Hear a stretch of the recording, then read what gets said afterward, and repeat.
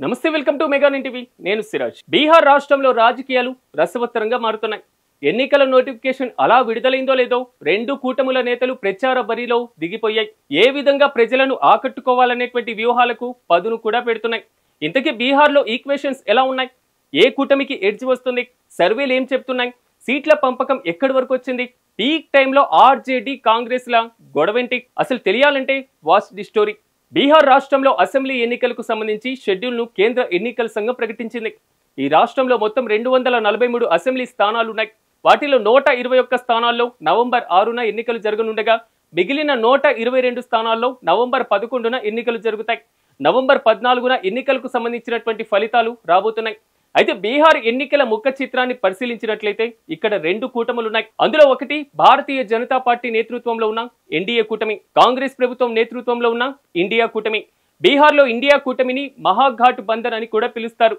NDA కూటమిలో BJP, JDU, Lok జనశక్తి పార్టీలతో పాటుగా హిందుస్థానీ పార్టీ, రాష్ట్రీయ లోక్ సత్తా పార్టీలు కూడా కలిసి పోటీ చేస్తాయి.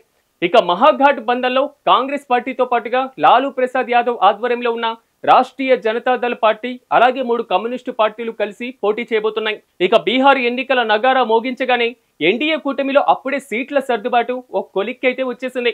ఈ సీట్ల సర్దుబాటులో భాగంగా చిరాగ్ పాస్వాల్ నేతృత్వంలోని లోక్ జనశక్తి పార్టీ 25 సీట్లను కేటాయించారు. హిందుస్థానీ అవామీ మోర్చా పార్టీకి 7 సీట్లను కేటాయించారు. రాష్ట్రీయ లోక్ సత్తా పార్టీకి 6 సీట్లను కేటాయించారు. ఈ 3 పార్టీలకు కలిపి దాదాపు 38 స్థానాలు కేటాయించగా ఇక 205 స్థానాల్లో కమలం పార్టీ 105 స్థానాల్లో పోటీ చేయనుండగా నితీష్ కుమార్ ఆధ్వర్యంలోని జేడీయూ పార్టీ 100 స్థానాల్లో పోటీ చేయనుంది. ఎన్నికల సమయం దగ్గర పడుతుండటంతో 2-3 సీట్ల తేడాతో సీట్ల పంపకం తేలిపోయింది. కాబట్టి ఎన్డీఏలో సీట్ల పంపకం పైన ఎలాంటి ఇబ్బందులు కూడా లేవు. ఇక ఇండియా కూటమి విషయానికి వస్తే సీట్ల పంపకం విషయంలో అసలు గొడవ ఈ కూటమిలో జరుగుతుంది. ఎందుకంటే బీహార్లోని మొత్తం 243 అసెంబ్లీ స్థానాల్లోనూ కాంగ్రెస్ పార్టీ 100 స్థానాలలో పోటీ చేయాలని భావిస్తుంది. 100 కాకపోయినా కనీసం 80 స్థానాల్లో అయినా పోటీ చేయాలని రాహుల్ గాంధీ గట్టి పట్టుదలతో ఉన్నారని తెలుస్తుంది. అందుకు కారణం సర్ ప్రక్రియ. సర్ ద్వారా బీహార్లో ఉన్నటువంటి దొంగ ఓట్లను పెద్ద మొత్తంలో తొలగించేశారు. ఈ విధంగా దాదాపు 67 లక్షల దొంగ ఓట్లను కేంద్ర ఎన్నికల సంఘం తొలగించింది. వీటితోనే బీహార్ ఎన్నికల్లో ఇండియా కూటమి గెలుద్దామని ప్లాన్ చేసింది. కానీ ఈ ప్లాన్ను కేంద్ర ఎన్నికల సంఘం తిప్పికొట్టేసింది. దీంతో నేరుగా రాహుల్ గాంధీ రంగంలోకి దిగి బీహార్ అంతటా ఓట్ చోరీ అంటూ ప్రచారం చేశారు. కేంద్ర ప్రభుత్వం అలాగే ఈసీ కుమ్మక్కై కొన్ని వర్గాల ఓట్లను దోచేశారు, పెద్ద ఎత్తున కుట్ర చేశారు అంటూ ఓట్ అధికారిక యాత్ర కూడా చేశారు రాహుల్ గాంధీ. ఈ యాత్రను 16 రోజుల పాటు 1300 కిలోమీటర్లు నిర్వహించారు. ఓట్ అధికార యాత్ర మొత్తం ముస్లింలు అధికంగా ఉన్నటువంటి నియోజకవర్గాల్లో మాత్రమే రాహుల్ గాంధీ నిర్వహించారు. ఈ రాష్ట్రంలో 17 ముస్లింలు ఉన్నారు. ఓట్ అధికారిక యాత్ర జరిగింది కూడా ముస్లిం ఎక్కువగా ఉన్నటువంటి ప్రాంతాల్లోనే కాబట్టి కాంగ్రెస్ పార్టీ గ్రాఫ్ పెరిగింది. అందుకే మాకు 100 సీట్లు కావాలని రాహుల్ గాంధీ అడుగుతున్నారు. కానీ ఆర్జేడీ ఒప్పుకోవడం లేదు. పైగా ఓట్ అధికార యాత్ర కారణంగా హిందువుల్లో ఐక్యత పెరిగింది, కానీ కాంగ్రెస్ బలపడలేదు. కాబట్టి హస్తం పార్టీకి కేవలం 30 సీట్లు మాత్రమే ఇస్తామని ఆర్జేడీ తెగేసి చెప్పేసింది.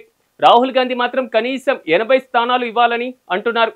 అంతేకాకుండా ఇండియా కూటమి తరపు నుంచి ముఖ్యమంత్రి అభ్యర్థిగా తేజస్వి పేరును కూడా కన్ఫర్మ్ చేయలేదు. దీంతో ఆగ్రహంతో రగిలిపోతున్న తేజస్వి కాంగ్రెస్ 30 స్థానాల్లో పోటీ చేసేందుకు ఒప్పుకుంటే, లేదంటే మొత్తం 243 స్థానాల్లో మేమే పోటీ చేస్తామని బహిరంగంగానే ప్రకటించారు. దీంతో బీహార్లో ఇండియా కూటమి సీట్ల పంచాయతీ ఇప్పట్లో తేలేలా కనిపించడం లేదు. ఏ క్షణంలో ఏమైనా జరిగేటువంటి అవకాశం ఉందని చాలా స్పష్టంగా కనిపిస్తుంది. సీట్ల విషయం ఓ కొలిక్కి రాకపోతే కాంగ్రెస్ ఒంటరి పోరుకు సిద్ధం కావాల్సిందే. ఆర్జేడీతో పొత్తు ఉంటూనే సర్వేలు ఎన్డీఏదే విజయమని చెబుతున్నాయి. రెండు కూటముల మధ్య ఓట్ల షేరింగ్లో స్వల్ప తేడాలు కనిపిస్తున్నా మోదీ గ్రాఫ్తో దాన్ని పెంచుకోవచ్చని ఎన్డీఏ భావిస్తుంది. మూడోసారి కూడా బీహార్లో ఎన్డీఏ విజయం ఖాయమనే ధీమాలో కూటమి నేతలు ఉన్నారు. విజయం ఖాయమైనా ఎంత తేడాతో గెలుస్తుందో వేచి చూడాలి.